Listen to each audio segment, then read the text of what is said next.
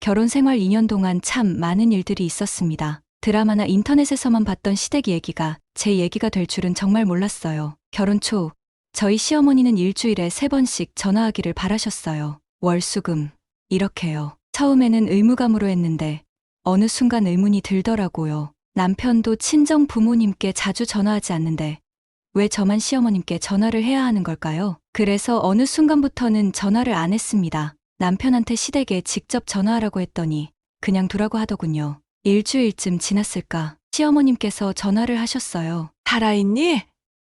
통 전화가 없어서. 어머님 잘 지내셨죠? 저는 당연히 잘 살고 있죠. 일주일 전에 통화했는데 마치 1년은 전화 안 한 것처럼 말씀하시더라고요. 하지만 그때까지만 해도 참을 만했습니다. 진짜 문제는 그해 여름이었어요. 결혼 후 첫 여름 휴가였습니다. 시어머니께서 휴가 때 시댁으로 놀러 오라고 하시더라고요. 시누이들도 다 오기로 했으니 이참에 와서 친해지라고요. 시댁은 서울에서 2시간 정도 떨어진 지방이에요. 그때만 해도 저는 시댁과 잘 지내고 싶었습니다. 그래서 이번 기회에 가서 친해지면 좋겠다고 생각했죠. 하지만 1박 2일 동안 함께 있으면서 많은 충격을 받았어요. 시누이가 2명인데 아주버님의 아이들, 저희 부부까지 하니 총 12명이었습니다. 근처 고깃집에 가서 저녁을 먹는데 거기서 1차 충격을 받았어요. 저희 테이블에 큰 시누이, 작은 시누이, 시어머님이 앉았는데 아무도 고기를 안 굽더라고요. 고기와 고기 집게는 큰 시누이 옆에 있었어요. 불이 뜨거워지길래 말했죠. 형님, 불판이 다 달궈진 것 같은데 고기 올리면 될 것 같아요. 내가? 여기에 며느리도 있는데? 저요? 우리 집에 며느리가 또 누가 있어? 결혼하고 첫 가족 모임인데 이렇게 시댁 식구들 기강 잡는 거야?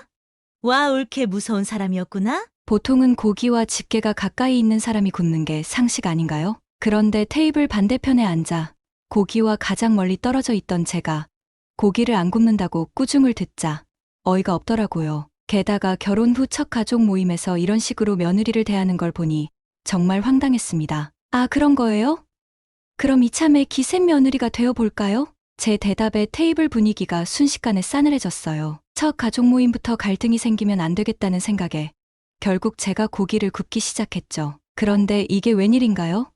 우리 테이블 고기는 물론이고 옆 테이블 고기까지 제가 굽고 있더라고요. 마치 제가 이 자리의 전문 고기 굽기 담당이라도 된 것처럼 말이에요. 그렇게 자연스럽게 분위기가 흘러가더라고요. 무슨 길거리에 있는 비둘기들도 아니고 제가 고기를 구워주는 족족 다 드셨습니다. 옳게 좀 먹으면서 구워. 옆 테이블까지 고기를 구워야 해서 먹을 시간이 없네요. 형님이 잠깐 구워주시겠어요? 미안해서 어떡하냐. 나는 고기를 다 태워 먹어서 그냥 옳게가 굽는 게 낫겠다. 큰 시누이는 전날 부침개를 먹었는지 하는 말마다 아주 사람 속을 뒤집어 놓더라고요. 결국 저는 고기 굽느라 많이 못 먹었습니다. 화가 나서 속이 부글부글 끓었지만 참았죠. 진짜 어이없는 일은 저녁이었어요. 꽃게탕을 해 먹었는데 맛있게 먹고 나서 그릇을 설거지통에 담궈뒀어요. 거실에서 텔레비전 보고 있는데 시어머니가 큰 소리로 불렀습니다. 아가, 설거지 해야지. 남편, 저, 시아버지, 시누이 식구들 등등 설거지할 사람이 많은데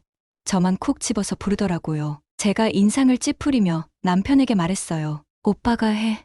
나 아까 고기 굽느라 팔이 아직도 아파. 제가 언짢아 하는 걸 남편이 눈치채고는 알았다며 엉덩이를 뗐어요. 엄마, 내가 할게. 이거 다 하면 되지. 그랬더니 시아버지가 노발대발하셨어요. 남자가 어디서 설거지를 하냐면서요. 그때 알았습니다. 시댁이 엄청 보수적인 집안이라는 것을요. 시누이, 시어머니 모두 저를 무슨 죄인을 보듯 쳐다보더라고요. 저 때문에 시아버지가 화가 났다고요. 거기서 한마디 하고 싶었지만 역시나 결혼하고 첫 모임인데 좋지 않을 것 같아서 일단 제가 설거지를 한다고 하고 주방으로 갔어요. 그날 저녁 시댁 식구 12명의 설거지를 저 혼자 했습니다. 다 끝나고 나니 옷이 흥건하게 젖었을 뿐 아니라 허리가 끊어질 것처럼 아프더라고요. 얼마나 화가 났는지 모릅니다. 설거지 자체가 문제가 아니었어요. 정말 화가 났던 건 시댁 식구들의 태도였죠. 마치 제가 당연히 모든 집안일을 해야 한다는 듯한 그 눈빛과 행동의 분노가 치밀어 올랐어요. 저를 가족이 아닌 그저 노동력을 제공하는 노예로 여기는 것 같았거든요. 제가 무슨 큰 잘못이라도 저지른 것처럼요. 예전에 시집살이에 대해 주변에서 말도 많이 듣고 인터넷에서 글도 많이 봤지만 직접 겪어보니 그 말들이 과장이 아니었더라고요. 이게 바로 시집살이구나 하는 생각이 들었죠. 시댁은 다 비슷한 듯 했습니다. 며느리를 부려먹을 수 있는 공짜 노동력 정도로 여기는 것 같아요. 다음 날 집에 와서 남편과 대판 싸웠어요. 남편이 저한테 미안하다며 무릎 꿇고 사과했죠. 자기야, 미안해. 난 진짜 몰랐어. 그렇게 힘든 줄 알았으면 내가 말했을 텐데. 내가 열받은 거 눈치 못 챘어. 난 그냥 보통 며느리들은 다 그러니까. 자기도 그 정도인 줄 알았지. 이렇게 많이 힘든 줄은 몰랐어. 남편은 제가 얼마나 고통받고 힘들었는지 전혀 모르더라고요. 추석 때도 이런 식이면 저는 앞으로 시댁의 발길을 끊겠다고 선전포고를 했어요. 남편이 알겠다며 자기가 중재를 잘하겠다고 했죠. 추석이 됐습니다. 근데 공교롭게도 제가 일 때문에 못 가게 됐어요. 남편만 시댁에 가게 됐죠. 저는 전화로 시어머니께 명절 인사를 드렸습니다. 별탈 없이 그렇게 인사 잘하고 끊었어요. 그런데 그날 저녁 시아버지가 노발대발하며 전화를 하셨습니다. 내가 살다 이렇게 싸가지 없는 며느리는 처음 봤다. 친정에서 대체 어떻게 교육을 한 거니? 네? 갑자기 무슨? 너 왜 나한테 전화 안 하냐? 명절에 못 오면 못 오게 됐다. 명절 잘 지내라고 전화를 해야 기본 아니야. 싸가지 없이. 제가 시아버지께 명절 인사로 전화를 했어야 했는데 안 했다고 화를 내셨어요. 근데 분명 저는 오후에 시어머님께 전화를 했었거든요. 아버님께 설명을 드렸어요. 아버님, 아까 시어머님께 전화했을 때 옆에 계시지 않으셨어요? 그래서 바꿔달라 했더니 운전 중이라고 해서 어머님께 잘 전해달라고 하고 끊었는데 왜 그러세요? 운전 끝났을 때 시간 맞춰서 전화 안 했잖아. 나 무시하는 거냐? 이게 무슨 말도 안 되는 말인지 시어머니와 통화할 때 분명 옆에 계셨으면서 따로 전화를 안 했다고 본인을 무시했다며 화를 내시는 거였습니다. 갑자기 폭탄 맞은 것 같았어요. 너무 억울했죠. 저는 시댁 식구들이 저를 노예 부리듯 하는 것부터 함부로 말하는 것까지 너무 화가 났어요. 아버님, 제가 명절에 왜 이렇게 함부로 대접을 받아야 하는지 모르겠네요. 저희 친정 부모님이 이 사실을 아시면 너무 속상해 하실 거예요. 아버님께서 화내는 이유가 솔직히 납득되지 않아요. 전화 이만 끊겠습니다. 야, 아버님의 격앙된 목소리가 들리는 순간 저는 과감히 전화를 끊어버렸어요. 그 후 남편과 시어머니, 시누이가 연달아 전화를 걸어왔지만 저는 한 통도 받지 않았습니다. 명절의 마지막 날 남편이 집으로 돌아왔어요. 자기야, 아빠 엄청 화났어. 전화로 사과드려. 뭐? 아버님이 아니라 내가 사과를 드리라고? 그날 아버님께서 먼저 선을 넘으셨어. 어떻게 된 일인지 다 들었을 거 아냐? 우리 아버지 원래 깐깐한 양반이잖아. 네가 그냥 한 수 접어줘.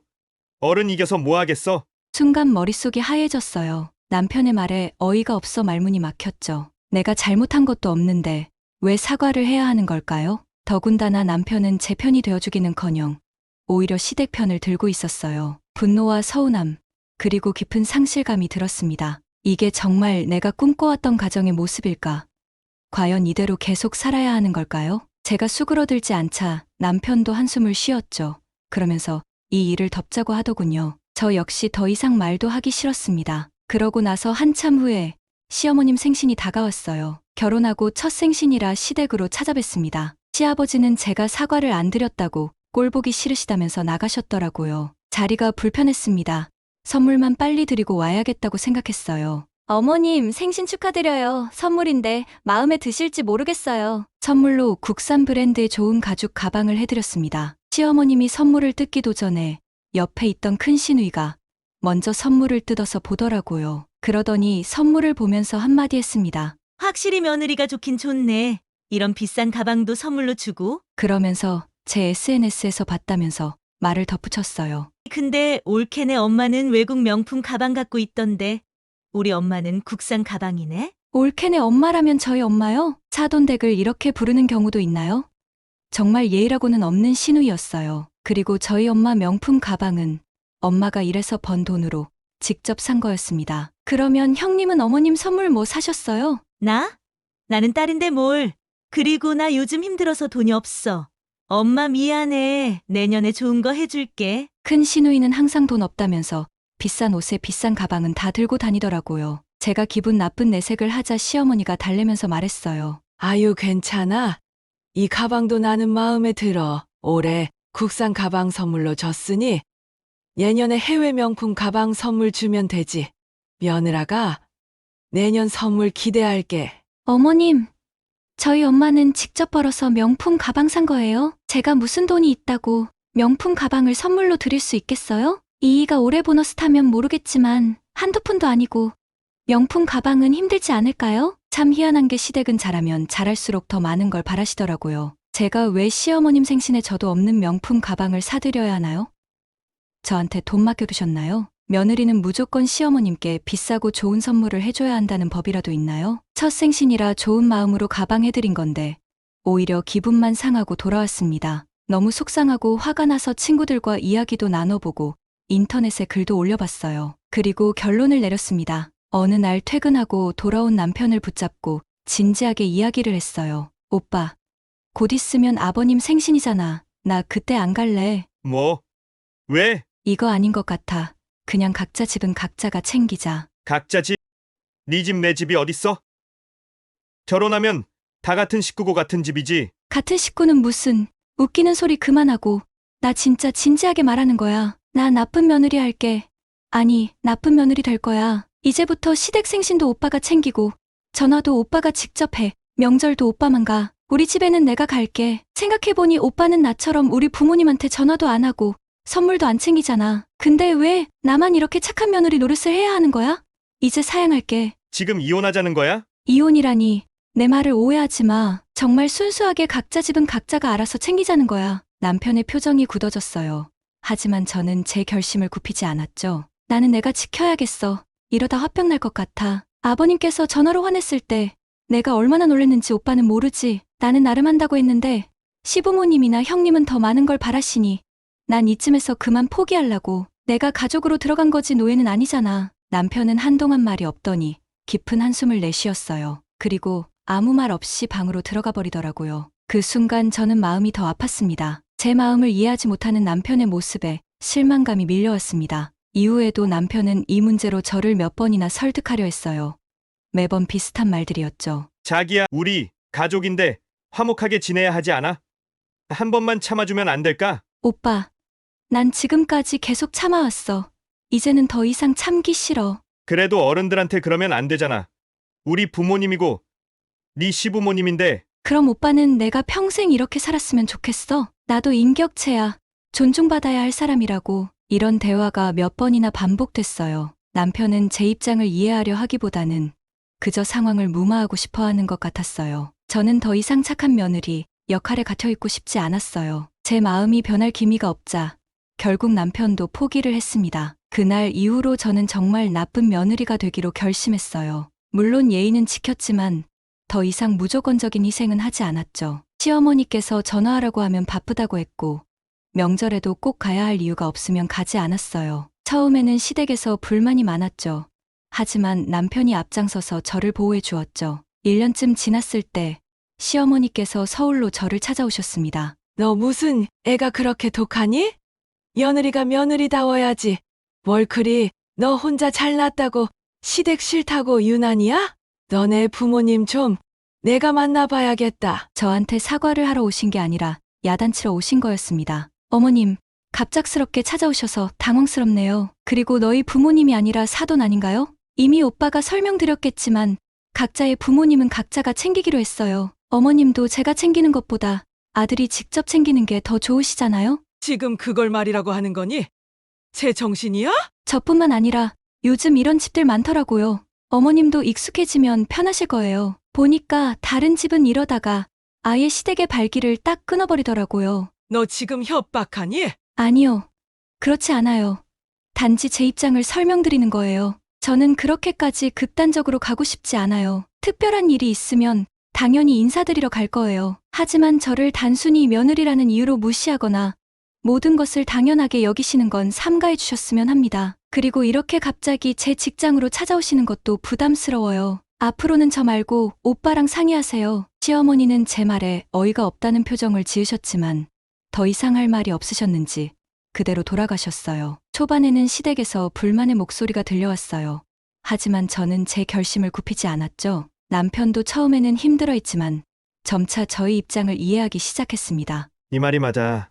친구들이랑 얘기해봤더니 내가 너무 옛날 사람 같이 굴었더라. 당연히 네 말이 맞는데 이상하게 결혼하고 나니까 네가 희생해도 된다고 생각했던 것 같아. 며느리라고 하면 다 그러니까 당연히 너도 그래야 한다고 생각했던 것 같아. 장인, 장모님께 나도 전화 안 드리면서 너한테만 요구한 거 미안해. 내가 좀 생각이 짧았어. 제가 완강하게 나가니 시간이 지나면서 신기하게도 상황이 조금씩 나아지기 시작했어요. 시댁에서도 저를 대하는 태도가 조금씩 바뀌더라고요. 모든 일은 남편을 통해서 이야기를 하셨어요. 이러다 이혼할까봐 걱정이 되셨나 보더라고요. 그 후로 남편은 시댁 일에 더 적극적으로 나서기 시작했고, 저를 보호하려 노력했어요. 시댁에서도 처음엔 어색해 하셨지만, 이전처럼 저에게 함부로 전화를 하거나 뭔가를 요구하지 않으셨습니다. 그것만으로도 큰 성공이라고 생각해요. 때로는 나쁜 며느리가 되는 것이 가장 현명한 선택일 수 있더라고요.